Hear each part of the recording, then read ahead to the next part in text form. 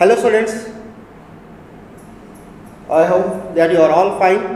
Okay, so today's class we are going to discuss something different, and the topic is lesson number 3, evolution of transport system. Okay, students, in the previous classes we have already discussed about what is the invention of wheel and how the invention of wheel was being started. Okay, so once again we'll just recall everything what we have discussed in the previous class.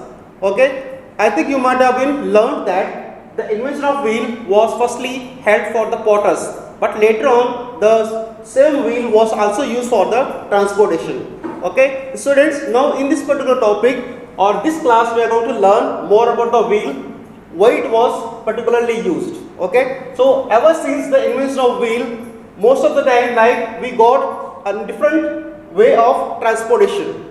Students, you already know that what is transportation, or transport means to carry out something or to transport goods and services from one place to another place. So, and transportation we have different means of that, and there are different categories are there. Firstly, we can just see over there transport or the transportation. There are 3 different categories are there. Firstly, we have in transport, the first is that land transport.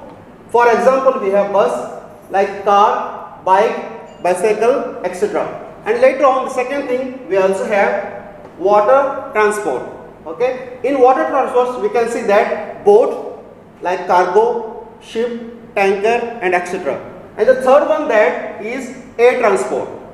Okay, students, we also know about air transport. Most about that we discuss about aeroplane, helicopter, rocket, etc. These are all the 3 different categories of transportation. Okay, and after that we also discuss about in this lesson only about the wheel.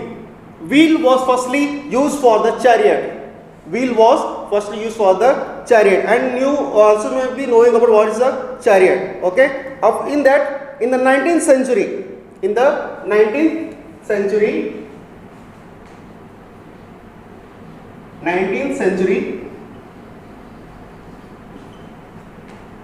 okay, there was one particular scientist. His name called as Robert William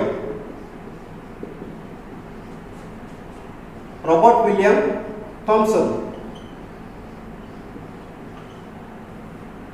Robert William Thomson in the 19th century created the first wheel, that is called as the rubber wheel. Okay, after the invention of the rubber wheel, transportation became very much easier and quite more comfortable. And after that, again there was a different means of transportation that evolved, which made the transportation very easy and comfortable. After that, we also seen that in the 1940s, okay, in the 1940s,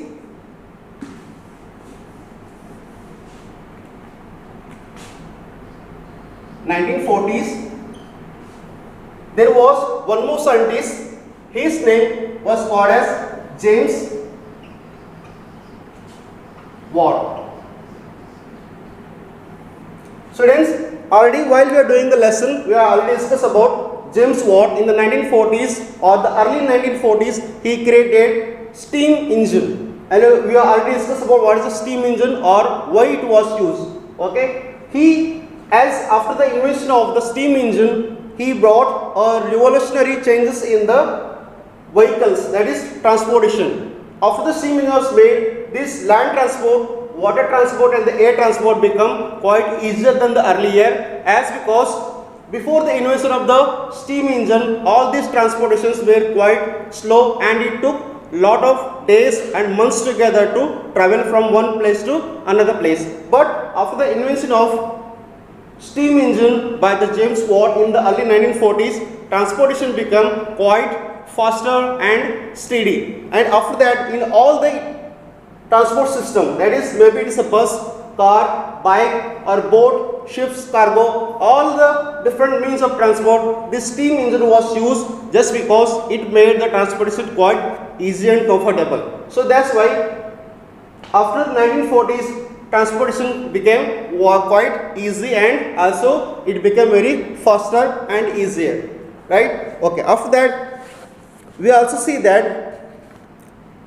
roadways Okay, in the railways, if you have to tell that before the 1940s or the early 90s, we can just see that the roads were called as the kacha roads were used. Kacha road, which was a muddy road where the transportation was quite difficult, but later on 1940 or the later 90s, the roads were made as a pakka road, or which was also called as a metal road. After the metal road, all this transportation became quite easier, especially the road transport was quite easier and it could take a very fast movement on the road, and that became one of the easiest ways to carry the materials or the goods from one place to another place. So this is what we are learning about the roadways, and apart from that, now we have the different roads. We also can call it the national highways. Okay, these national highways can connect to the different part of the states or country to country.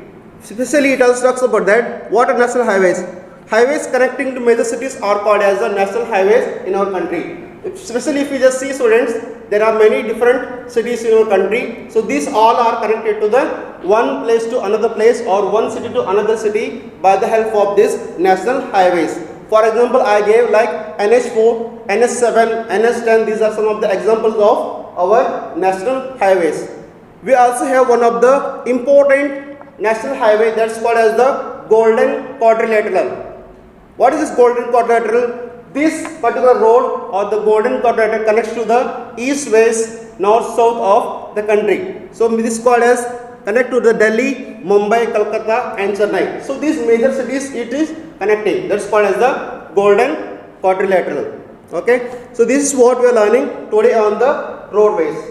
Okay, and this is what you have today's topic. In the next topic, we will also discuss about waterways and the air transport. Thank you.